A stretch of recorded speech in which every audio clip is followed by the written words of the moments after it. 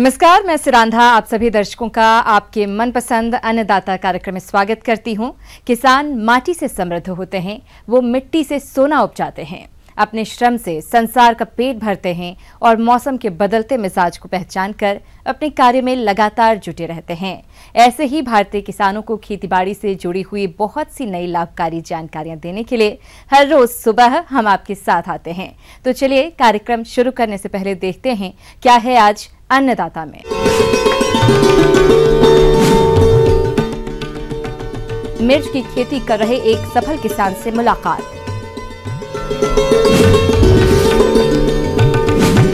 पशुओं में गलघोंटू रोग के कारण लक्षण और बचाव उपचार।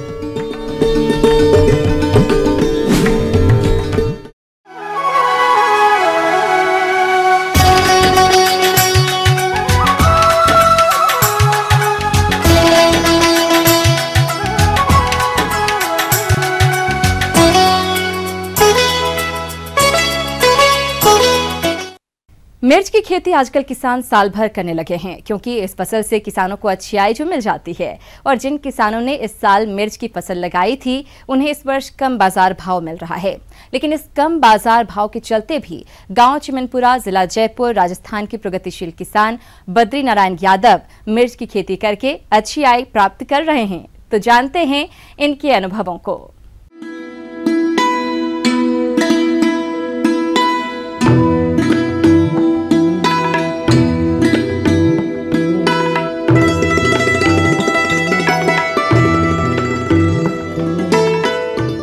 मेरा नाम बद्री नारायण यादव है, विलेज चिमनपुरा का रहने वाला हूँ। और मेरे ये मिर्च का खेत इस साल लगाया है मैंने। पहले ड्रिप लगी हुई थी मेरे, और 1 बीघा कच्ची मिर्ची है मेरी। किसान भाइयों, इस साल गर्मी में लगाई गई मिर्च का बाजार भाव कम रहा, लेकिन फिर भी किसानों ने हार नहीं मानी। वे लगातार कड़ी मेहनत करते रहे और उनकी मेहनत आखिरकार कामयाब हो गई। तो आइए सबसे पहले जानते हैं मिर्च की खेती करने में कितना खर्चा आया और मिर्च बेचने पर कितना लाभ हुआ, खुद इन्हीं से। मेरे कम से कम खर्चे पे 8,000 रुपये का खर्चा किया था, कुछ भी नहीं किया और मल्च भी नहीं लगाई, और 3 तुड़ाई की है अभी तक। और उन 3 तुड़ाइयों में 20,000 रुपये की मैं बेच चुका। कम से कम इस समय मेरे पास 8-10 क्विंटल माल लगा हुआ है। उस पर लाल भी हो गई 1 क्विंटल के लगभग। और कम मार्केट मिलने से थोड़ी कम बिकी नहीं। अभी साल कम से कम लाख रुपए की मिर्ची थी। लगभग कभी 6 रुपये का मार्केट मिलता है तो कभी 15 का मिलता है। और ये देखो इतनी मिर्ची लगी हुई है, और इन पे लाल भी हैं बहुत सी मिर्चियाँ। किसान भाइयों, इनकी मिर्च की फसल में बहुत कम खर्चा आया है, क्योंकि इनके खेत में पहले ही सिंचाई के लिए ड्रिप लगी हुई थी, जिसके कारण इनका ड्रिप लगाने का खर्चा बच गया। किसान भाइयों, मिर्च का बाजार भाव कम ज्यादा होता रहा है, और इससे बढ़ते बाजार भाव के चलते मिर्च की फसल से किसान को अच्छी आय मिलने की संभावना है। अब आइए जानते हैं कि ये किसान मिर्च की फसल का प्रबंधन किस प्रकार से करते हैं। मैंने इस पे खर्चा भी बहुत कम किया है। सिर्फ इसमें पौध ट्रांसप्लांटिंग करने के बाद में एक बार NPK स्प्रे किया, और उसके बाद में मैंने ना तो कीड़े का स्प्रे किया, और अब लास्ट में जाके एक स्प्रे मैंने डाला है। उसमें फंजीसाइड और कीटनाशक दोनों लिया था, और नीचे मैंने केचुए की खाद डाली है। मिर्च की फसल में उर्वरकों को सिंचाई पानी के साथ ड्रिप के माध्यम से देते हैं। गर्मियों में सिंचाई ड्रिप के द्वारा 1-2 दिन के अंतराल से देते हैं, और बारिश के मौसम में जब बारिश हो जाती है तो सिंचाई नहीं करते हैं, जिससे इनकी मिर्च की फसल बहुत अच्छी है और इस फसल से अधिक उपज मिलने की संभावना है। और अब तक कम से कम मेरे पौधों की जो हाइट है वो लगभग ये देखो कम से कम 3 फीट के ऊपर है, और अभी इतनी फूट आ रहे हैं कि लगभग ये चलेगी अगस्त के महीने के लास्ट तक सबसे ज्यादा। ये हरी और लाल सभी प्रकार की मिर्चियों को तोड़कर एक जगह इकट्ठा कर लेते हैं। फिर इनमें से गली, सड़ी और लाल मिर्चियों को सुखाने के लिए छांटकर अलग कर लेते हैं, और हरी मिर्चियों को बेचने के लिए मंडी ले आते हैं। और मैं ये कहना चाहता हूँ कि जो किसान कम से कम खर्चे पे ये मिर्च करनी चाहिए हमें।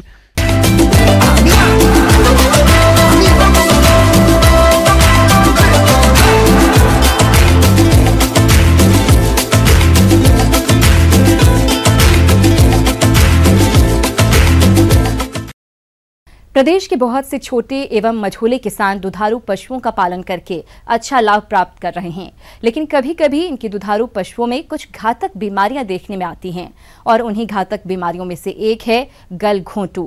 तो पशुपालक भाई इस बीमारी को पहचान कर किस प्रकार से करवाएं इलाज, इस बारे में उचित सुझाव दे रही हैं नानाजी देशमुख पशु चिकित्सा विज्ञान विश्वविद्यालय जबलपुर की डॉक्टर निधि गुप्ता।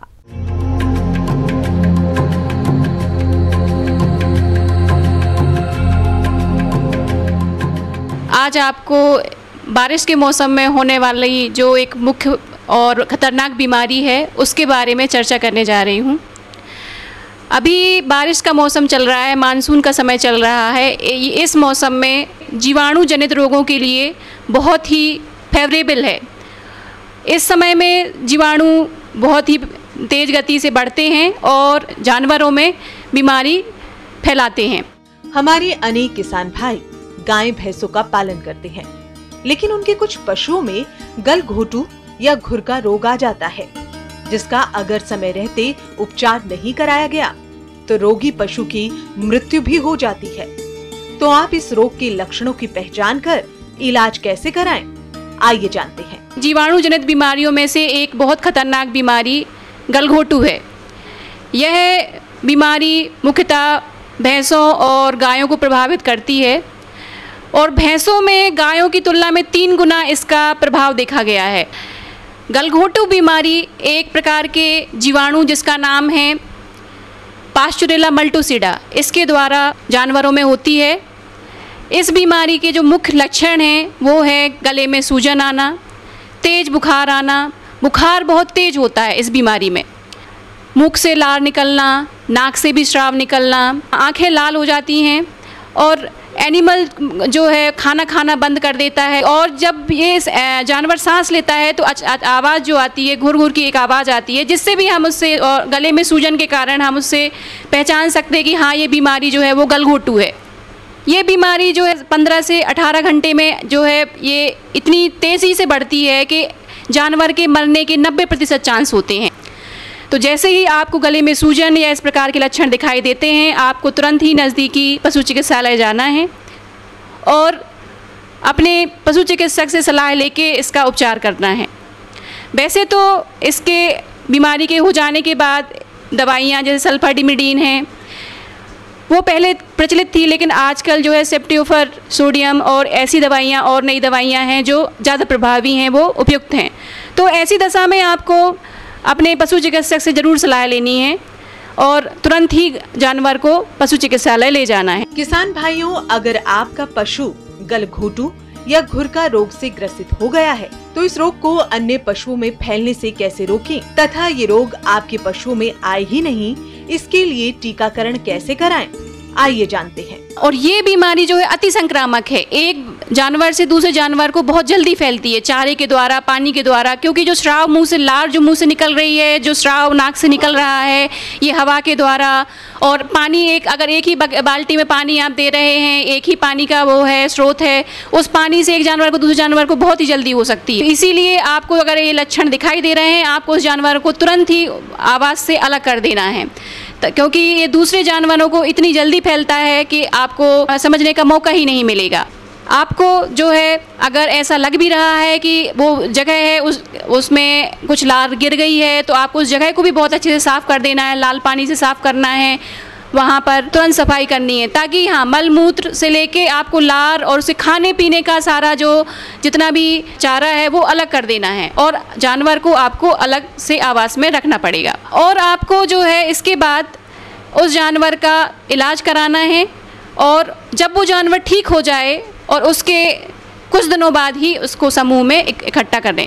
और अगर वो जानवर मर जाता है तो भी उसको अलग ही दफनाना चाहिए, मिट्टी के अंदर दफनाना चाहिए, क्योंकि उसके बाद भी इस बीमारी का फैलने के चांसेस रहते हैं। अब अगर भाइयों, सबसे अच्छी बात तो ये है किसान भाइयों की ये बीमारी हो ही ना, तो इसका बीमारी को रोकने के लिए एक टीकाकरण जो है वो कराया जाता है जानवरों में। यह टीकाकरण मानसून के पहले, मतलब मई के आखिरी सप्ताह या जून के पहले सप्ताह में आपको अपने पशु का टीकाकरण कराना है, जिसका नाम होता है HS वैक्सीन के नाम से आता है। और आपको अपने नज़दीक पशु चिकित्सालय में जाकर अपने पशु का टीकाकरण बारिश के होने के पहले ज़रूर कराएं। बीमारी फैलने से पहले ही अगर उसको रोक लिया जाए तो जानवर का जो आपका लॉस है, आपका जो नुकसान है, उसकी दूध की उत्पादकता है, इन सब चीज़ों में कमी नहीं होगी और आप इतनी परेशानियों से बच जाएंगे। तो जो मैंने आपको आज बातें बताई हैं, इन बातों को ध्यान से स्मरण करते हुए अपने पशु चिकित्सालय में जाके उपचार जरूर कराना है।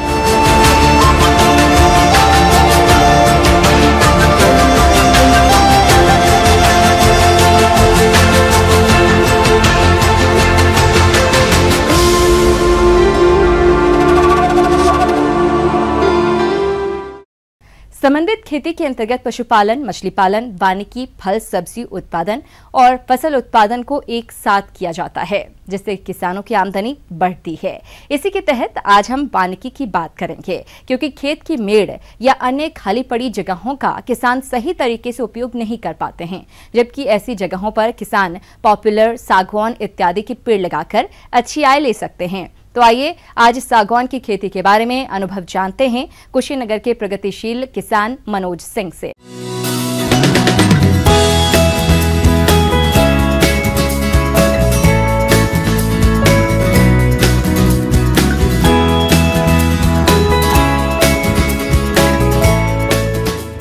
हमारे पास करीब 2000 के आसपास पेड़ हैं और ये बहुत पहले से करीब 20-25 साल से लगाते आ रहे हैं।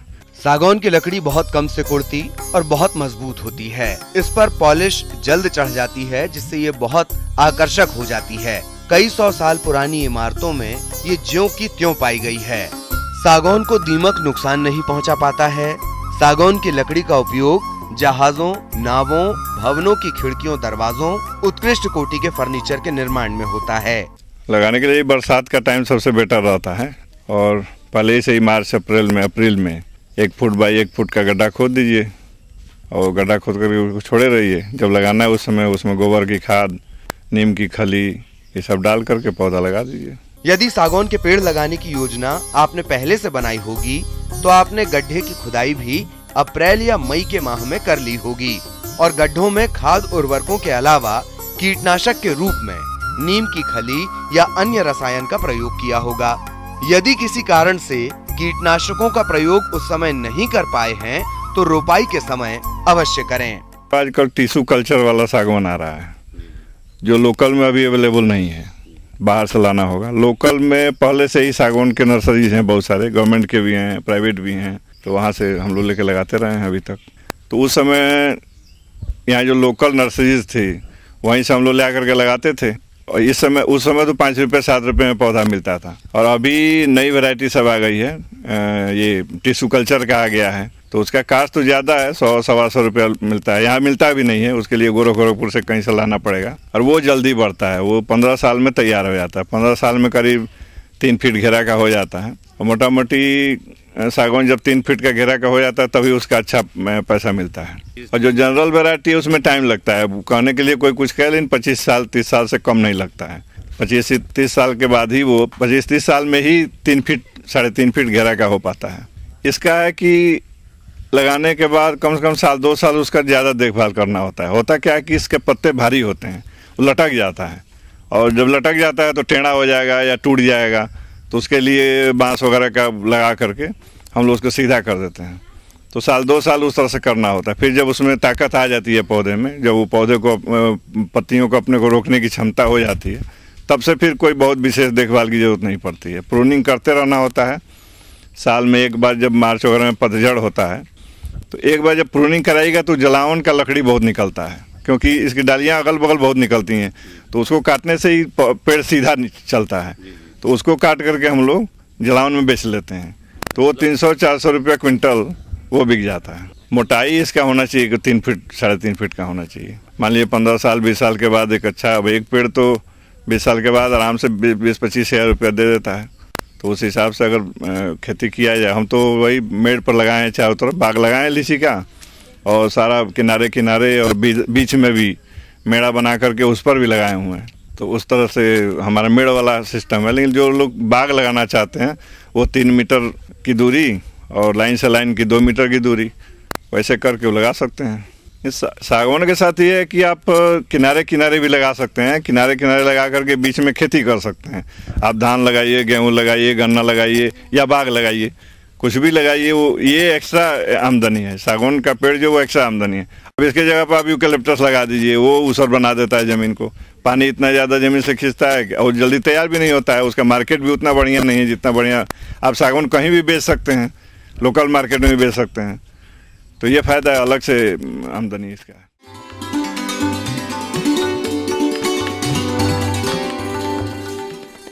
जॉन डियर अन्नदाता हेल्पलाइन निशुल्क फोन संपर्क सेवा के माध्यम से आपके द्वारा पूछे गए प्रश्नों में से एक या दो महत्वपूर्ण प्रश्न को हम अपने कार्यक्रम में शामिल करते हैं। इसी के तहत आज का चयनित प्रश्न और उसका जवाब इस प्रकार है। अन्नदाता निशुल्क फोन संपर्क सेवा के माध्यम से पूछे गए प्रश्नों में से आज हमने जिस प्रश्न को कार्यक्रम में शामिल किया है उसे पूछा है ग्राम कैमारी, जिला मुरैना के कृषक सुरेंद्र सिंह ने। यह अमरूद के बाग में किए जाने वाले जरूरी कार्यों के बारे में जानकारी चाहते हैं। तो सुरेंद्र सिंह जी, आपकी जानकारी के लिए प्रस्तुत है कार्यक्रम का यह अंश।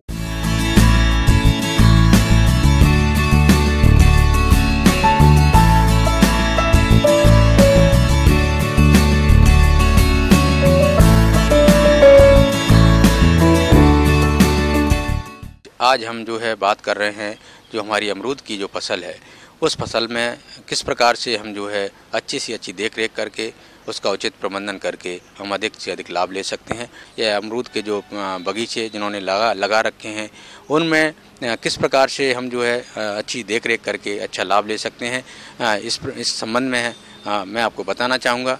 तो प्रबंधन के लिए जैसे बरसात का अगर समय है तो उस समय जो है खरपतवार एक बहुत बड़ी समस्या हमारे बगीचों में होते हैं।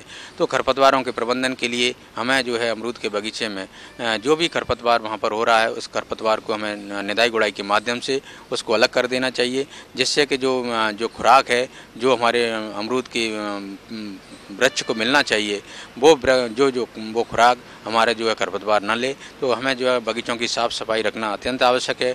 दूसरा, साफ़ सफाई इसलिए भी ज़रूरी होती है कि बहुत सारे ऐसे कीट होते हैं और जो बीमारियां होती हैं उनके जो होस्ट होता है वो खरपतवार होते हैं, और ये खरपतवारों के द्वारा फिर जो है हमारी मुख्य जो फसल होती है उस फसल पर पहुँचते हैं। दूसरा जो है हमें थाले बनाना बहुत ही महत्वपूर्ण है, क्योंकि अगर हम थाले नहीं बनाते हैं तो हमारा जो अमरूद का जो बगीचा है और उसमें जो लगे हुए हमारे जो वृक्ष हैं वो वृक्ष जो है कमज़ोर हो जाते हैं और उसका सीधा सीधा जो असर है वो उसके उत्पादन पर पड़ता है। और इसमें जो है हमें समय के अनुसार उसमें जैसे जो पोषक तत्वों की पूर्ति भी करना अति आवश्यक होता है। तो इसमें मैं आपको यहाँ बताना चाहूँगा कि जैसे सड़ी हुई गोबर की खाद है FYM जिसको हम बोलते हैं, वो हमें देना बहुत ज़रूरी होता है। तो इसके लिए ये ज़रूरी है कि जितने साल का वृक्ष है वो उसके हिसाब से हम जो है 10 kg सड़ी हुई गोबर की खाद है FYM देते हैं। जैसे 1 साल का वृक्ष है तो उसमें 10 किलो, अगर 2 साल का वृक्ष है तो उसमें जो है 20 किलो। इस प्रकार इस मात्रा को हम बढ़ाते हुए आगे ले जा सकते हैं। फल वृक्ष है उसमें हम जो है आवश्यकता अनुसार NPK की मात्रा हम उसमें अगर देते हैं तो उसका जो उसकी बढ़वार पर और उसके फलन पर भी काफ़ी अच्छा असर होता है। अमरूद में कुछ विशेष प्रकार की कई समस्याएं कई बार हमें देखने को मिलती हैं, तो इसमें कुछ कीट और कुछ रोगों के द्वारा अमरूद की फसल को नुकसान होता है। अमरूद की फसल में सबसे ज्यादा खतरनाक उकठा रोग माना जाता है। एक बार बाग में इसका संक्रमण होने से कुछ सालों में पूरे बाग को नुकसान पहुंच जाता है। ऐसी जगह पर दोबारा अमरूद का बाग नहीं लगाना चाहिए। इस बीमारी से शाखाएं और टहनियां एक एक करके ऊपरी भाग से सूखने लगती है और नीचे की तरफ सूखती चली जाती है। एक समय ऐसा भी आता है जब पूरा पेड़ ही सूख जाता है। इस बीमारी से बचने के लिए जैसे ही पेड़ में रोग के लक्षण दिखाई दे तो उस पेड़ को उखाड़कर नष्ट कर देना चाहिए। बाग को साफ सुथरा रखें, बाग में खरपतवार न रहने दें, बाग में ज्यादा पानी होने पर उसकी निकासी का इंतजाम करें, हरी व कार्बनिक खाद का इस्तेमाल करें। साथ ही पेड़ों की जड़ों के पास ट्राइकोडर्मा विरिडी वर्मी कंपोस्ट के साथ मिलाकर व्यवहार करें। तो इसमें मैं आपको बताना चाहूँगा, जैसे कीटों में अगर हम देखें तो अमरूद में एक जो कीट आता है इंडरबेला, जिसको हम जो है अमरूद का जो वृक्ष होता है उसके तने में वो जो है अंदर की तरफ बढ़ते हुए उसकी इल्ली उसको नुकसान करती है और तना जो है कमज़ोर हो जाता है। तो जहाँ जो 2 जॉइंट होते हैं शाखाओं के, वहाँ पर जो है इस कीट की जो इल्ली है वो इल्ली वहाँ से अंदर प्रवेश करती है और वो अंदर की तरफ उसको खाते हुए अंदर की तरफ बढ़ती है। मल होता है वो वहाँ दिखाई देता है। दूसरा जो लकड़ी जो बुरादा है तने का वो वहाँ दिखाई देता है, जाला सा बना हुआ होता है। और इसकी रोकथाम के लिए हम बुरादा है उसको हटा दें और उसमें एक लोहे की या जो एक पतला सा तार लेके अगर उसमें डालते हैं तो इल्ली को नष्ट कर सकते हैं। दूसरा, इसको नियंत्रित करने के लिए हम जो एक कॉटन या जो रुई होती है, रुई को क्लोरोपाइरीपास के घोल में डुबोकर और उस रुई को अगर उसमें अंदर उसमें छिद्र में हम डाल देते हैं और ऊपर से गीली मिट्टी से अगर हम छिद्र को बंद कर देते हैं तो इल्ली उसमें नष्ट हो जाती है। और जो इल्ली नष्ट होने से जो हमारा जो तना है हमारे वृक्षों का वो जो कमज़ोर नहीं होता है। दूसरा, मैं आपको बताना चाहूँगा कि बरसात के सीज़न में एक समस्या हमारे जो अमरूद के बगीचों में आती है वो होती है जो है फल मक्खी की, जिसको हम फ्रूट फ्लाई बोलते हैं। और ये जो फ्रूट फ्लाई जो होती है इसकी जो मादा है वो जब फ्रूट बनना शुरू होता है उस समय वो उसमें अंडे दे देती है और वो अंडे से निकली हुई जो उसकी जो इल्ली है वो इल्ली फल के अंदर जो है पनपती हुई उसमें जो है उसको नुकसान पहुंचाती है। तो फल की जो क्वालिटी है वो क्वालिटी ख़राब हो जाती है, बाज़ार में उसका मूल्य नहीं मिलता है। ये सबसे अधिक इससे नुकसान होता है। तो किसान भाइयों, इसके लिए हम जो है पॉइजन बेड बनाकर हम रख सकते हैं। और दूसरा जो है, अगर पॉइजन बेड जहाँ उपलब्ध नहीं है वहाँ हम जो है स्पाइनोसाइड नामक एक कीटनाशक आता है, इसका हम अगर छिड़काव कर देते हैं तो ये भी जो है फल मक्खी के नियंत्रण में बहुत अधिक जो है कारगर सिद्ध होता है। कि अमरूद की फसल में प्रबंधन भी एक बहुत ही महत्वपूर्ण कार्य है, क्योंकि अगर हमारा प्रबंधन अच्छा है तो हम अच्छे से अच्छा लाभ ले सकते हैं।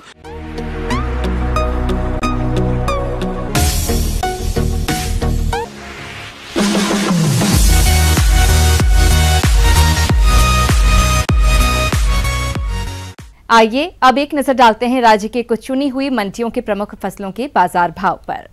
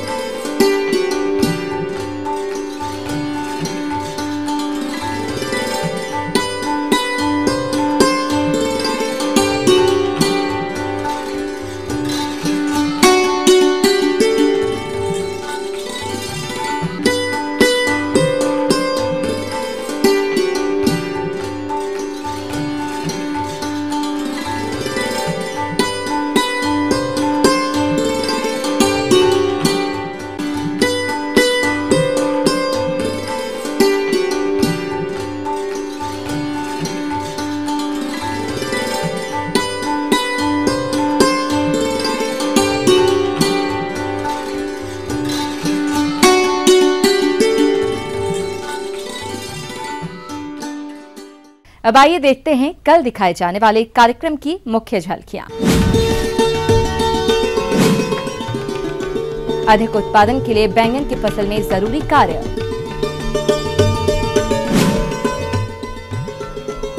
धान की फसल में तना छेदक कीट की रोकथाम। हम ये उम्मीद करते हैं कि आज का कार्यक्रम आप सभी दर्शकों के लिए उपयोगी रहा होगा। किसान भाइयों, अन्नदाता आपकी सेवा के लिए संकल्परत है। कृषि संबंधित समस्या एवं सुझावों के लिए आप हमें इस पते पर संपर्क कर सकते हैं। प्रोड्यूसर अन्नदाता, news 18 Madhya Pradesh Chhattisgarh, Ramoji film city Hyderabad 501512। साथ ही आप हमें ईमेल भी कर सकते हैं। हमारा ईमेल है p18annadatamp@nw18.com।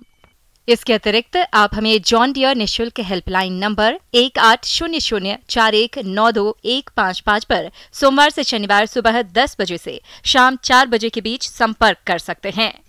किसान भाइयों, अब समय हो रहा है आपसे विदा लेने का, तो हमारी अन्नदाता टीम को दीजिए इजाजत। कल फिर आपसे मुलाकात होगी कृषि संबंधित कुछ और महत्वपूर्ण जानकारियों के साथ। नमस्कार।